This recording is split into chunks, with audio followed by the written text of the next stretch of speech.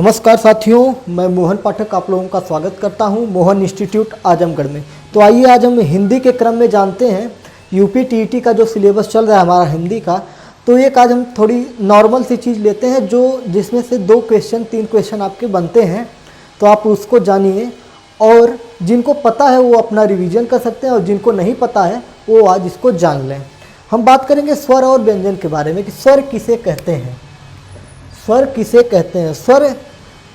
स्वर देखिए, स्वर और व्यंजन वर्णमाला को 2 प्रकार में विभाजित किया गया है। स्वर और व्यंजन के बारे में विभाजित किया गया है। स्वर के बारे में जानेंगे कि स्वर क्या होता है और व्यंजन के बारे में जानेंगे कि व्यंजन क्या होता है। तो स्वर की परिभाषा क्या होती है? स्वर की परिभाषा होती है जो वर्ण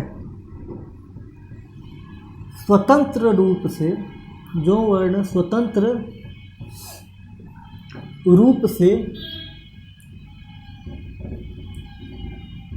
बोले जाते हैं, जो वर्ण स्वतंत्र रूप से बोले जाते हैं उन्हें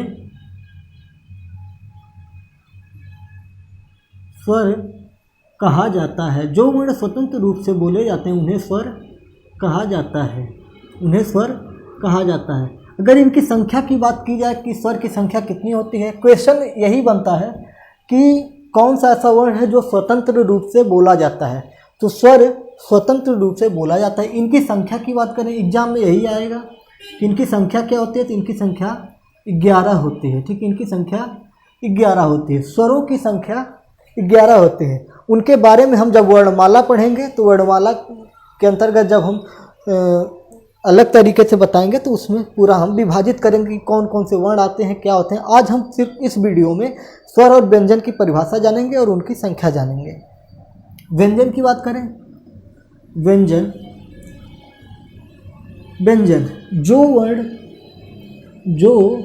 वर्ण स्वर की सहायता से बोले जाते हैं, स्वर की सहायता से बोले जाते हैं, स्वर की सहायता से बोले जाते हैं उन्हें व्यंजन कहा जाता है, व्यंजन कहा जाता है। अगर हम बात करें कि स्वर कितने प्रकार के होते हैं, स्वरों की संख्या की बात की जाए तो स्वर 3 प्रकार के होते हैं। दीर्घ स्वर,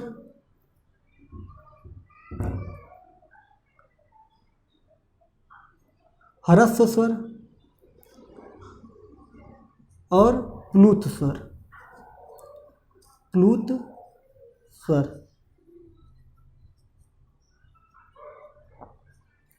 दीर्घ स्वर, ह्रस्व स्वर और प्लुत स्वर, ये आपके 3 स्वर होते हैं। ये आपके तीन स्वर होते हैं। स्वरों के जो प्रकार की बात की जाए तो ये आपके 3 स्वर होते हैं। ठीक है।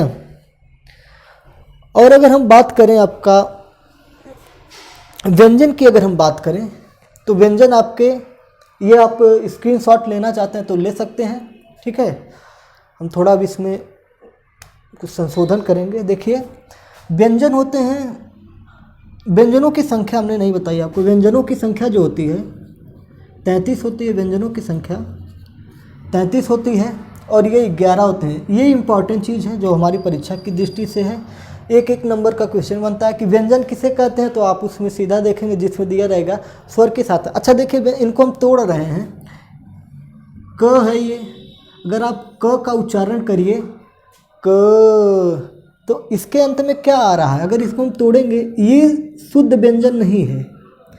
ये मतलब ये शुद्ध वर्ण नहीं है। शुद्ध वर्ण की अगर हम बात करें, ये व्यंजन है लेकिन वर्ण की बात करें शुद्ध वर्ण नहीं है। देखिए, शुद्ध वर्ण के, अब ये इसको जब हम तोड़ेंगे तो इसमें से अ निकलेगा और अब ये बनेगा क। जब इसको हम जोड़ेंगे क, मतलब स्वर व्यंजन जो होता है वो बिना स्वर के बोला ही नहीं जा सकता है। व्यंजन बिना स्वर के बोला नहीं जा सकता है, बिना स्वर की सहायता से व्यंजन नहीं बोला सकता। अब इसको बोलिए, इसको आप बोल ही नहीं पाएंगे, इसको कोई भी उच्चारण आपका नहीं निकल रहा है।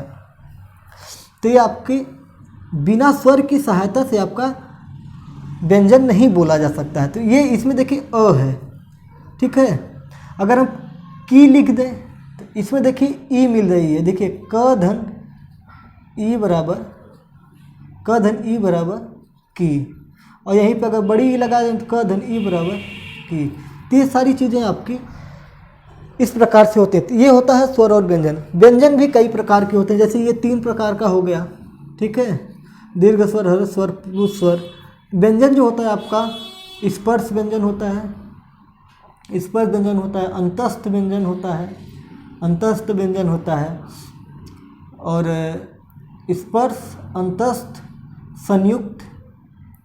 संयुक्त व्यंजन होता है। ये सारे आपके व्यंजन होते हैं।